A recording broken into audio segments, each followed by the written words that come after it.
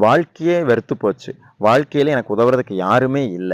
நான் நிர்கதியா நிக்கிறேன். எனக்கு எந்த வழியுமே தெரியலையே! அப்படின்னு ஒரு இக்கட்டான நிலையில நீங்க நிக்கும் பொழுது, எந்த தப்பான முடிவும் எடுத்துறாதீங்க.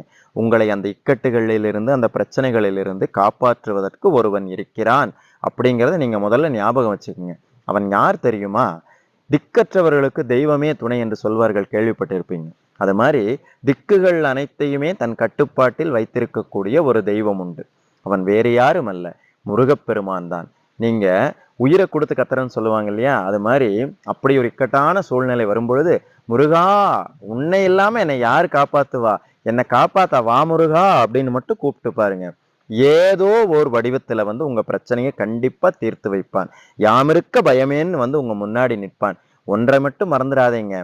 காப்பாற்றியது வேறு வடிவமாக இருக்கலாம். ஆனால் காப்பாற்றியவன் அந்த கந்தசாமிங்கிறத மட்டும் மறந்துடாதீங்க.